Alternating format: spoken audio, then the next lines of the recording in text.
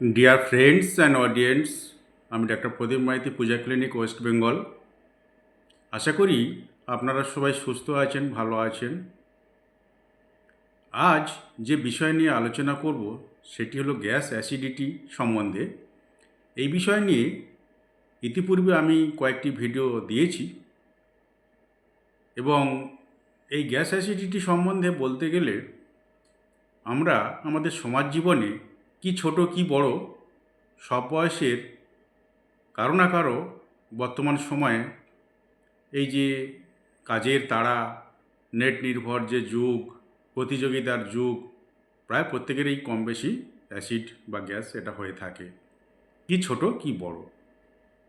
বড়দের যদি gas acidity হয়ে থাকে, আপনারা বাজার থেকে মুড়ির মতো র্যান্ট্যাক বা হিস্ট্যাক এই জাতীয় ট্যাবলেটগুলি না কিনে ডাক্তারবাবুর পরামর্শ মতো আপনারা ঔষধ গ্রহণ করবেন।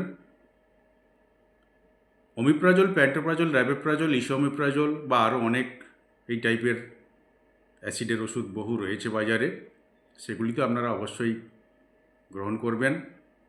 যদি একটু ক্ষুধামান্দ থাকে, সেখানে যে কোনো ভালো কোম্পানির এনজাইম আপনারা গ্রহণ করতে পারেন। কার্মোজাইম থেকে শুরু করে ভিটাজাইম, সিটাজাইম, অনেক রকমের এনজাইম রয়েছে। ডাক্তারের পরামর্শ মতো যে কোনো একটা এনজাইম আপনারা গ্রহণ করবেন।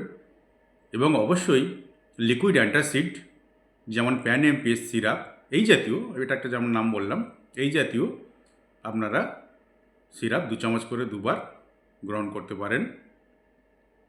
আর এইভাবে গ্যাস অ্যাসিডিটি চলতে থাকলে অনেক সময় দেখা যায় যে আমাদের লিভার বা যকৃৎ তার কার্যক্ষমতা অনেক সময় হারিয়ে ফেলে বা অন্যান্য সমস্যাও দেখা দিতে পারে। এই জন্য আপনারা মাঝে মধ্যে একটি আয়ুর্বেদিক লিভার টনিক গ্রহণ করবেন। লিভার টনিকটি 2 চামচ করে দিনে 2 বার খাওয়ার আগে আপনারা জলসহ সেবন করবেন।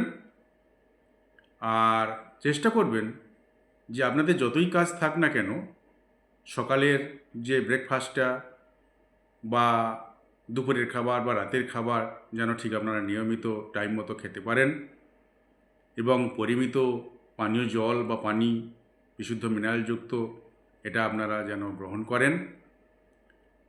আর একটি ঘুমেরও প্রয়োজন। প্রাপ্তবয়স্ক ব্যক্তিদের ক্ষেত্রে অন্তত 6 থেকে 8 ঘন্টা দৈনিক বিশ্রাম বা ঘুমের প্রয়োজন হয়। এই ঘুমটি নিয়েও আমি আগে ভিডিও দিয়েছি। এই ঘুম অনেকের কম হয়, সেজন্য ডাইজেস্টিভ সিস্টেমে বা পরিপাকতন্ত্রে বা হজমে অনেক সময় সাহায্য, মানে হজমের যে গণ্ডগোল, সেই গণ্ডগোলটি হয়ে থাকে। আর সব সময় চেষ্টা করবেন সুষম, পুষ্টিকর, সহজপাচ্য খাবার গ্রহণ করা। বাজারের ভাজাভুজি, তেলে ভাজা থেকে যতটা সম্ভব আপনারা এড়িয়ে চলবেন এবং অবশ্যই খাওয়ার আগে ভালো হ্যান্ড ওয়াশ দিয়ে আপনারা হাতটা ধুয়ে নেবেন। হাতের নখগুলি ছোট করে কাটবেন এবং বাইরে জনবহুল এলাকায় বের হলে অবশ্যই মাস্ক পরবেন। আর রৌদ্রে বেরোলে অবশ্যই ছাতা আপনারা ব্যবহার করবেন এবং সঙ্গে একটি জলের বোতল রেখে দেবেন। আর কিছু আপনাদের যে প্রয়োজনীয় মেডিসিনগুলো, সেগুলো যেন সবসময় কাছে থাকে। এই গ্যাস অ্যাসিডিটি থেকে অনেক সময় হাইপার টেনশন বা হাই প্রেশার হয়ে যেতে পারে, অনেক সময় স্ট্রোকেরও সম্ভাবনা হতে পারে।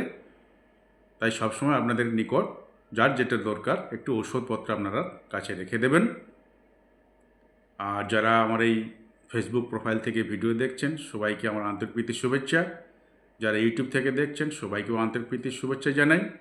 এবং যারা আমার এই ভিডিও দেখছেন, সবাইকে আমার আন্তরিক শুভেচ্ছা জানাই। সবাই ভালো থাকুন, সুস্থ থাকুন। নমস্কার।